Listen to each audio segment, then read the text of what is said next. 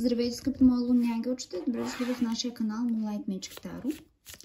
Днес ще видим какво неочаквано нещо ти предстои, което обаче в момента не го виждаш. Както знаете, гаданията са общи, така че може и да не резонират или да резонират в някаква степен.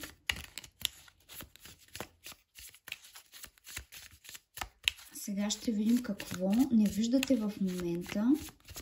Може би някой или нещо идва към вас, обаче вие в момента все още не можете да го видите. Сега ще видим какво е то.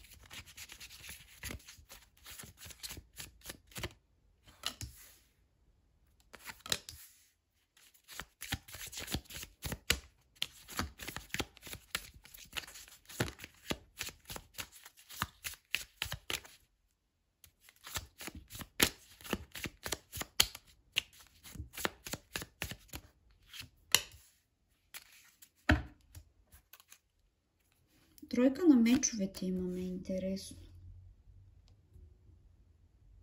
С паш на пентаклите и императора. И паш на мечовете. Добре. Сега ще видим.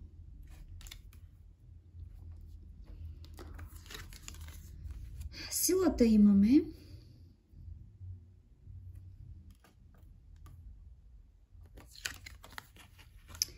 Крал на чашите. Определено тук с тая тройка на мечовете така ги усетих нещата.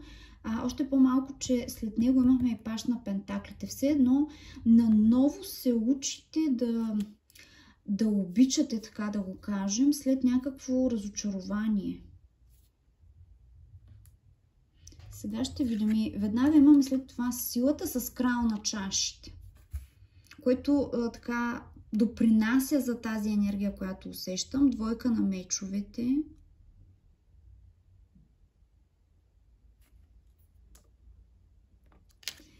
Крал на пентаклите. Девятка на чашите. По принцип девятка на чашите е карта на сбъднатото желание, но вижте тук как имаме така една малко неприятна ситуация.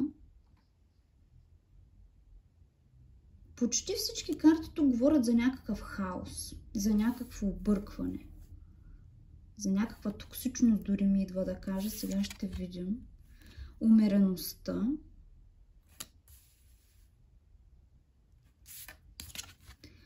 Асо на чашите. Тук някои от вас може би са целунали жаба, мислейки я за принц.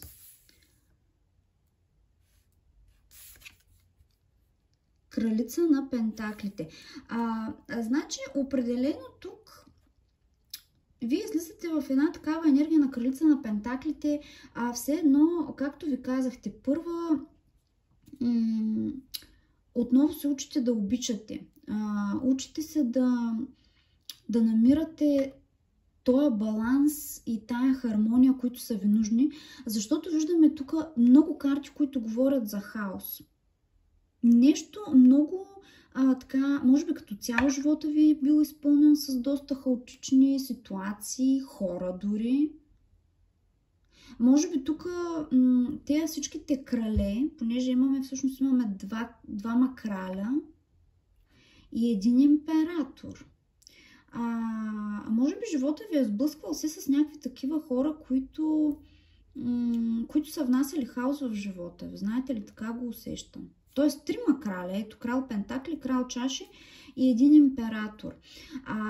От една страна това могат да са хора в живота ви. От друга страна, го усещам, че вие, тук това е вашата енергия с тези двама краля. И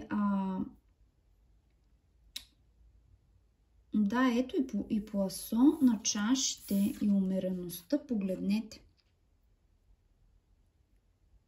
Някои от вас тук са целунали някаква жаба, мислейки я за принц или за принцеса. Съответно и тепърва намирате някакъв баланс, след това разочарование, защото тук по тройка на мечовете някакво разочарование се е случило тук при вас.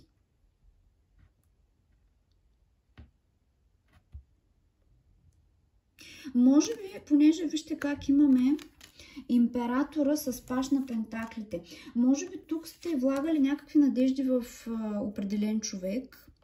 Мислили сте го за император или за императрица, обаче той се е оказал, буквално ми идва да кажа, като тези клоуните, нали знаете, циркаджия. Буквално циркаджия. Погледнете тук тия пръчки, зарчета.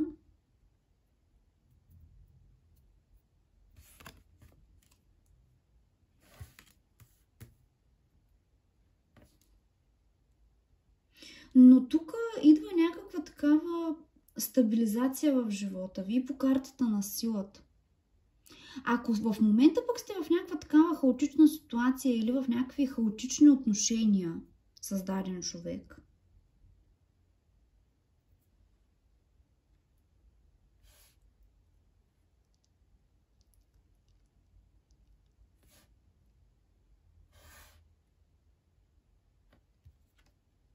магиосника с седмица на мечовете и седмица на чашите. Тук сте си имали работа с... Буквално винаги, когато ми излезе магиосника с седмица на мечовете, това е някакъв измамник, манипулатор под някаква форма. Човек, който ви е обърквал по седмица на чашите, дал ви е някакви напразни надежди, илюзии. Както ви казах, тук го усещам с този император и паш на пентаклите. Все едно вие сте си мислили, че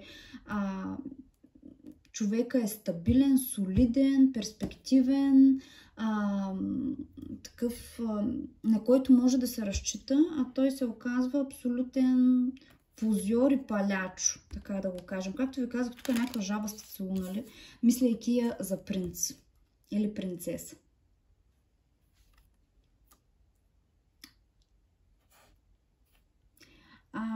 За някои от вас тук това, което не виждате, че ви предстои, тук ми се струва, че ще имате опции, от които да избирате. Независимо дали става въпрос за романтични отношения, за работни отношения, ще имате избор. Определено тук с този крал на чашите, крал на пентаклите, независимо дали сте мъж или жена, но вие излизате в енергията на кралица на пентаклите. Тук обаче, за да ги привлечете тези хора, и то за да привлечете стабилни хора в живота си, пак казвам, независимо дали става въпрос за романтични отношения, за работни отношения, за приятелски отношения, вие трябва да сте в много стабилна енергия. И вие в момента работите по тази стабилна енергия.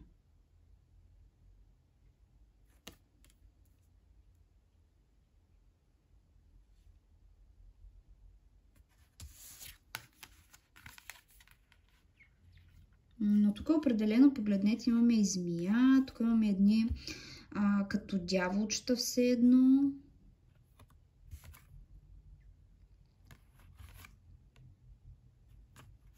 И с тази тройка на мечовете определено някой ви е предал.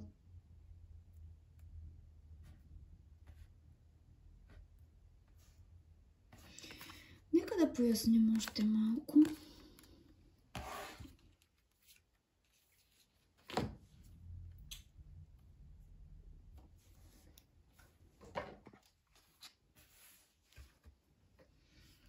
Да, имаме си и помощник. Нека да видим.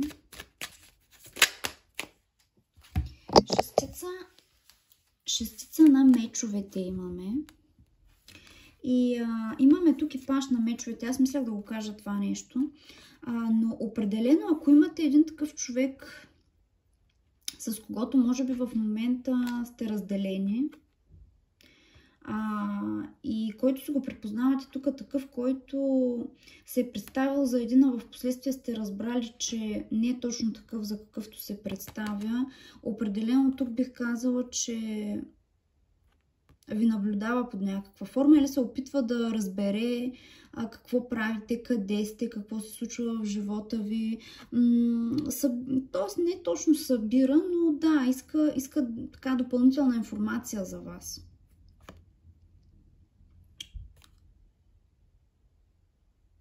И като че ли един такъв човек така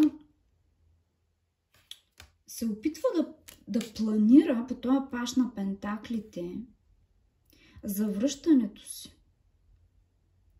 Обаче се опитва да го направи по някакъв такъв замаскиран, подмолен начин.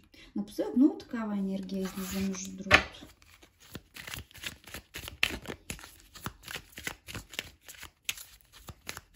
Нека да видим.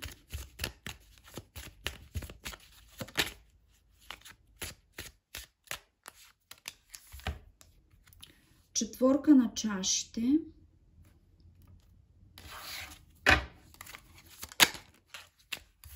Седмица на жезлите.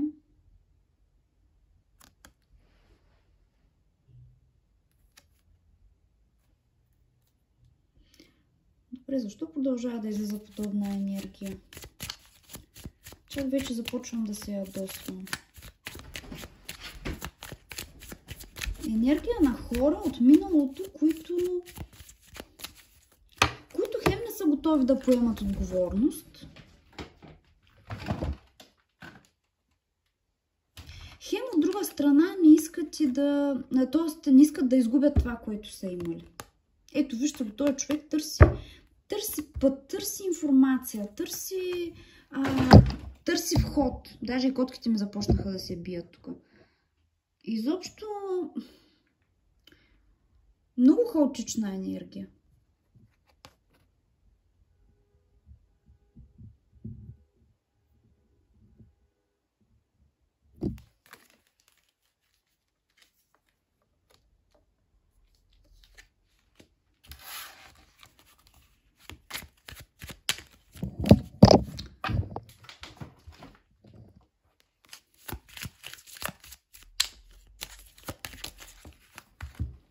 Момент, само че падна една карта. Да я взема.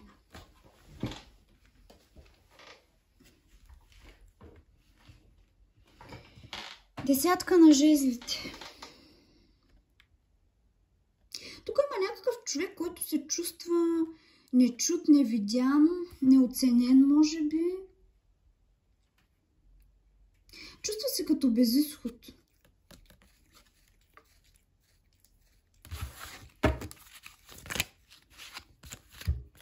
Смъртта със силата. Знаете ли, тук знам, че въпросът ни е какво неочаквано нещо ви предстои, но като че ли тук излиза енергията на друг човек.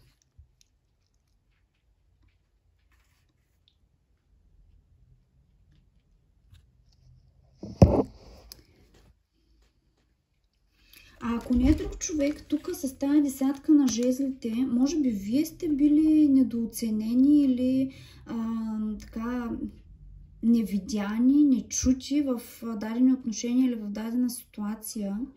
И това е било причината за така някаква огромна трансформация да се случи при вас.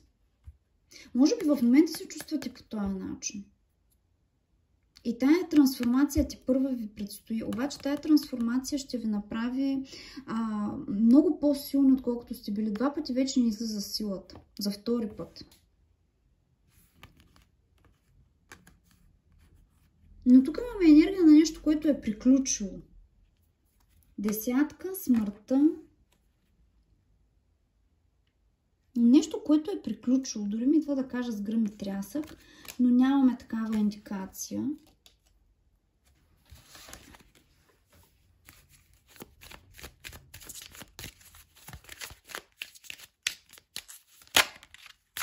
Ето го магиосника отново. Значи тук този магиосник илюстрира цялата тая сила, която вие имате в себе си, за да изградите наново живота си. Защото буквално тук се вижда първо някакъв край, който е настъпил в живота ви, който е предизвикал някаква тотална трансформация при вас. И както ви казах, сякаш тепърва наново се учите да обичате, да градите живота си. Има една такава енергия да започнеш от нулата, независимо в какво направление. Може и в работен план да е това нещо.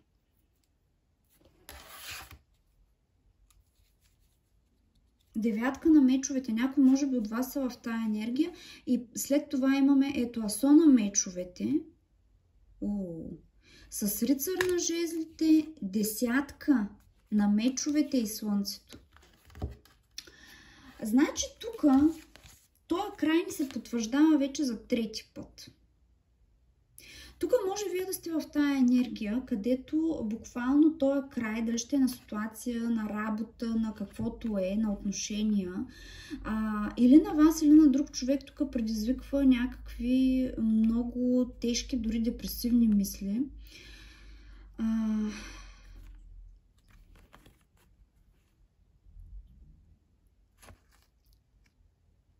И буквално отново погледнете, имаме тук някакво завръщане на човек от миналото ви, който с този рицар на жезлите така...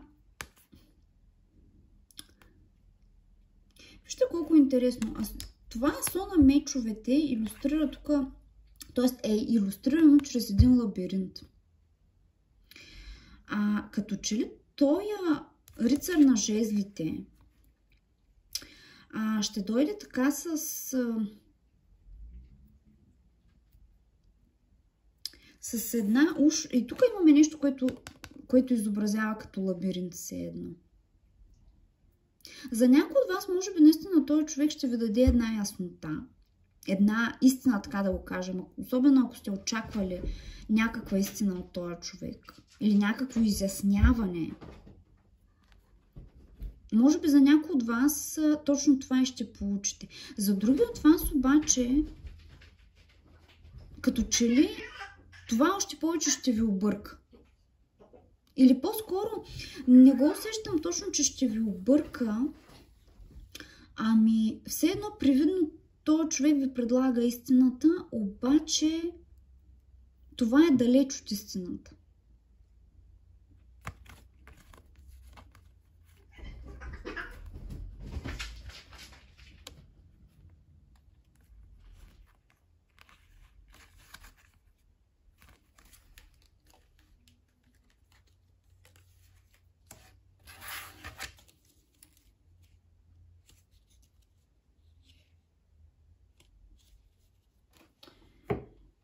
Добре, нека да видим още малко.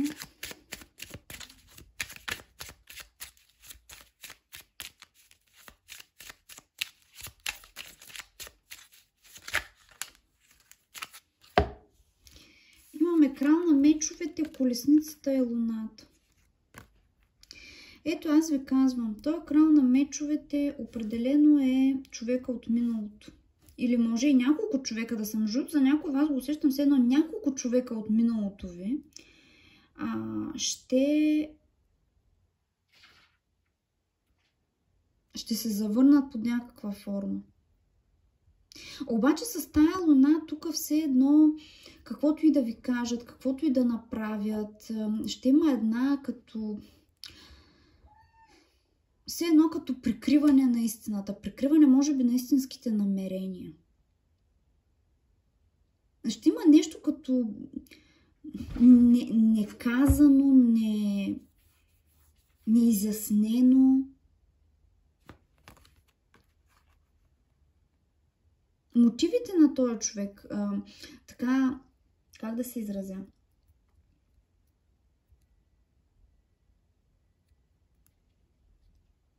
Буквално целта, с която този човек идва към вас, не е много ясна, мъглива е.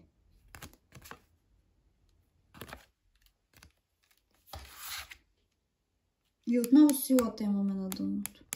Тук като че ли Вселената ще ви тества. Да види доколко сте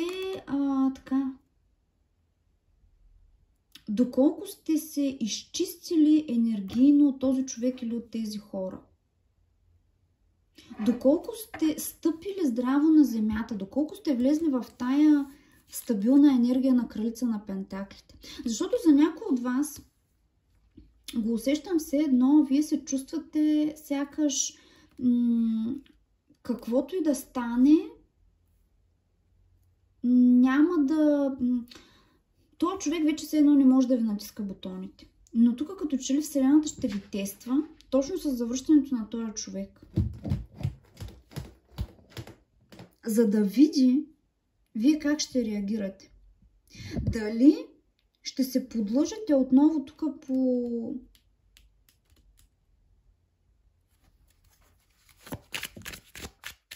по красивите думи, може би, или каквото е там. По всичко, с което този човек се опитва да ви примаме. Паш на пентаклите отново.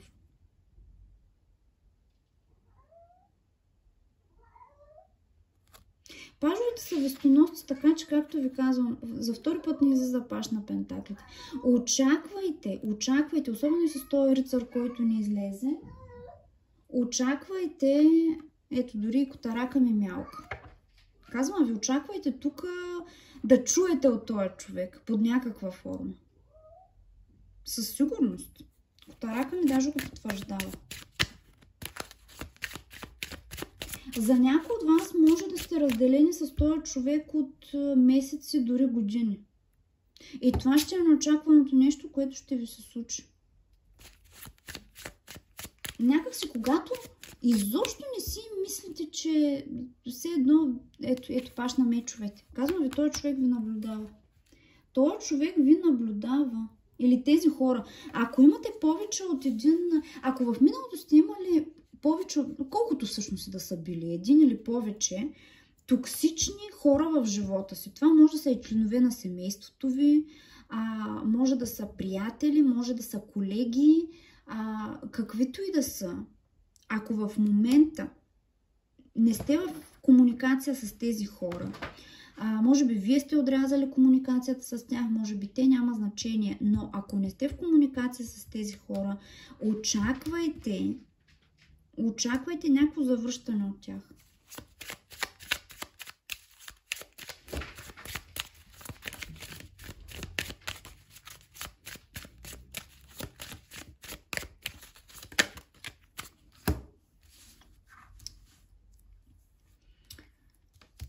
Така. Асо на мечовете имаме отново. Тук за някой от вас, знаете ли? За някой от вас ще разкриете някаква тайна. Нещо ще бъде, защото тук имаме и висшата жрица. Ще има нещо, което може би преди сте искали да разберете, обаче някак си не сте успели. Сега тук Вселената ще ви изпрати нужната информация. Може би вие в момента търсите някаква информация по даден казус, случай, каквото е. Вселената сега ще ви изпрати нужните, може би, хора или нужната информация, която толкова сте искали преди.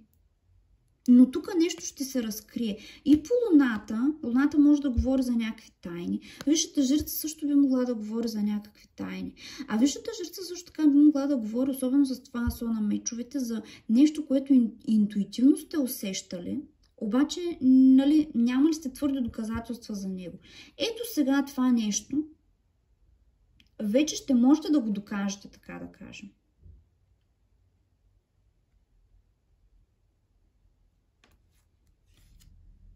Нещо, заради което тук е сложен край по тая. И като че ли, знаете ли, тук тая карта на света, като че ли идва да ви каже, че сега вече, когато научите тези неща ви се покажат, видите ги наистина, може би имате доказателства за тези неща, най-накрая ще сте в състояние да приключите един много така важен за вас цикъл. Важен и труден цикъл.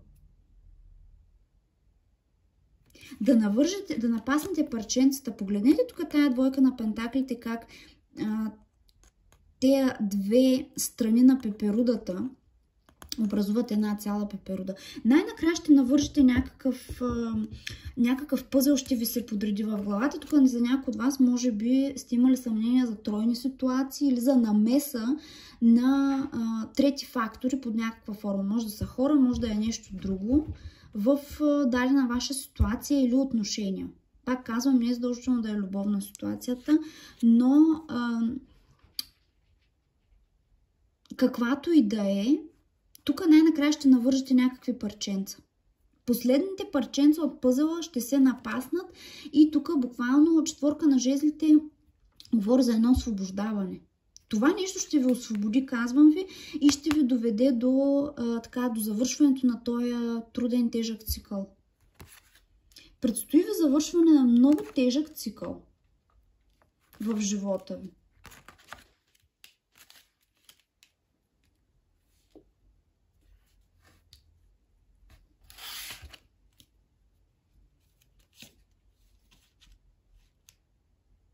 Ето отново паш на мечовете имаме, погледнете. И рицар на мечовете. Тук определено или нещо ще научите, както ви казвам, или някой ви наблюдава. Погледнете, имаме шестица на чашите с учелника и с императрицата. Да, с паш на мечовете и рицар на мечовете. Буквално това, което не виждате, че ще излезете от тая енергия на учелника. Защото вече сте свършили работата в духовен план. Шестица на чаш ще говори за връзка за лечение на вътрешното дете, за връзка с вътрешното ви дете, за отработка на емоциите. И това е, което ви предстои. Да влезете в енергията на императора или императрицата, в зависимост от това дали сте мъж или жена. Но ето имаме тук и осмица на мечовете, на жезлите, което отново говори за някаква комуникация. Значи за някой от вас това, което предстои, и крал на жезлите. Тук може и с огнен знак да си имате работа. Имахме, между другото, може с воден, може с земен, понеже имахме крал пентакли, крал чаши, тук имахме императора, което е овен, и тук имаме крал на жезлите, което отново е някакъв огнен знак, може да е овен, стрелец или лъв. Така че не е задължително, това е общо четене така или иначе. Но за някой от вас, това, което мога да кажа в обобщение, е, че за някой от вас неочаквана комуникация от човек от миналото ви, с когото може би отдавна вече не сте нито в контакт, нито в отношения. За други от вас тук някаква истина ще научите, нещо в което може би сте се съмнявали или интуитивно така сте получавали някакви съобщения, обаче не сте имали доказателства. Те първо ще получите физически доказателства за това нещо и тая истина ще ви освободи. Буквално последното парченце от пъзела ще се напасне, ще научите истината и истината ще ви освободи. Така го усещам. Защото тук за някой от вас, като че ли не можете да приключите този цикъл, тая тежка енергия, защото има нещо, което не можете да си обясните. И това нещо не ви дава мир, не ви дава спокойствие. Но ето сега вече ще имате отговора, така да го кажем. Край на това объркване. Погледнете тук за какво объркване става въпрос. Двойка на мечовете с петица на жезлите. Тук може и някой човек нарочно да ви държава в едно такова състояние на объркване, за да може да ви контролира. Може и такава да е ситуацията при вас. Но ето на дъното имаме звездата. Лечение, като финално дори освобождаване го усещам от травмата, от тежестта, от каквото е. И девятка на чашите. Ето ги двете карти на сбъднатото желание. Звездата с девятка на чашите. Най-накрая ще получите удовлетворението, което толкова много сте чакали. С десятка на мечовете. Ето го този край. Този болезнен край, който сте чакали и той така и не идва и след това имаме десятка на чашите. След десятката на мечовете идва и десятка на чашите. Защото в момента за много от вас ви усещам, че сте точно в тази объркана енергия. Не знаете на къде да продължите. Дори ако забелязахте в началото, дори и аз така не може да навляза съвсем в енергията. И аз се чувствах супер объркана.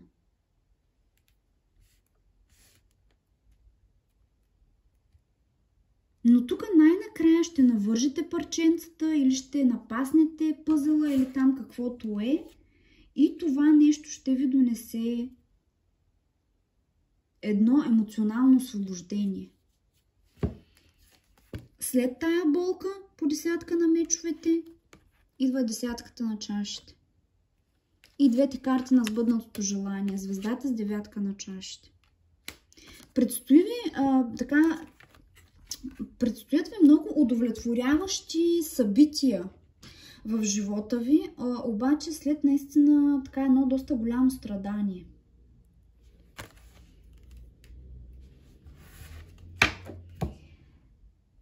Така, нека да видим. Ето, буквално Shining True ви казва тая карта. Светлината буквално да премине, така да излезе. Буквално така го усещам. И земната магия. Ето го това заземяване, между другото, за което ви говоря. Много е важно да стъпите здраво на земята. Тук става въпрос и чисто финансово да сте стабилни. Стабилни във всяко отношение. Тук за много от вас като че ли сте започнали, може би, да губите надежда, че нещата ще се оправят. Не се притеснявайте, ето е светлината. Имаме номер 1 и номер 30.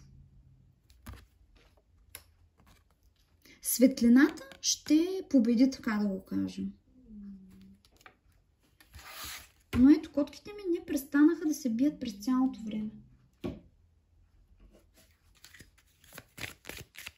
Просто тук има някакъв огромен конфликт, който ще бъде разрешен накрая. Може този конфликт да е вътре в самите вас, а може да е между вас и други хора, защото видяхме доста такива карти. Крале видяхме.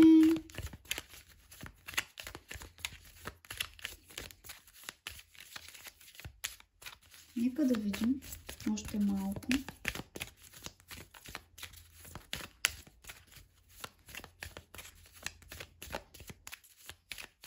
Тук важното за вас ще бъде както ви казвам, да си изградите тая здравата основа. Някой от вас може би тотално с тук тези разочарования, предателства, буквално може би целият свят се е сринал. И ви се е наложило наново да градите. Особено ако, да речем, казвам го като пример. Били сте в брачни отношения с човек, който ви е предал, изоставил ви и на всичкото отгоре по време на развода ви е взел и бизнеса, може би сте имали общ бизнес, общи там приходи, общи ресурси. Загубили сте всичко. Сега ще изградите себе си наново.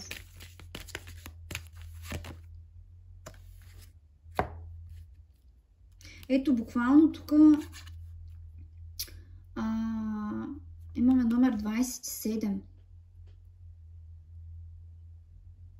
Ще изградите нещо много стабилно, казвам. И на дъното имаме предай си и се довери. Вселенския план работи.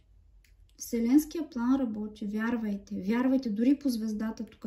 Както ви казвам, за някои от вас може би сте изгубили надежда за нещо.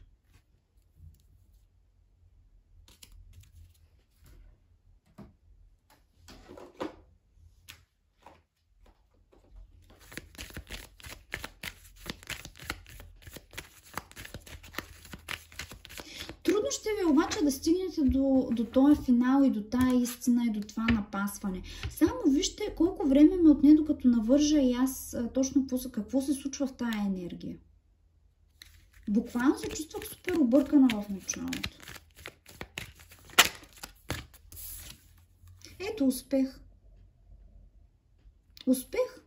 Това ви предстои. Това ви предстои, казвам ви.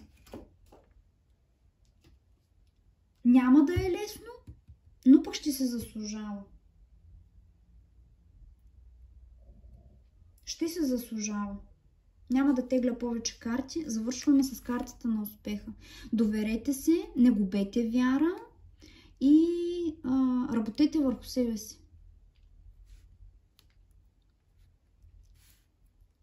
Защото това ще е нещо, което... Знаете ли какво чувам? Най-големия ви актив, това сте самите вие. Най-големият актив, който имате и бихте могли някога да имате в този живот, сте самите вие. Работете за себе си. Във всяко едно отношение. Много ви благодаря, скъпи мои луни ангелчета, че бяхме отново заедно. Надявам се това четене да ви е резонирало и ако е така, много ще се радвам, ако се абонирате за канала, ако все още не сте. Харесайте това гадание, коментирайте долу в коментарната секция, споделите го с приятели и ще се видим в следващото гадание. Чао!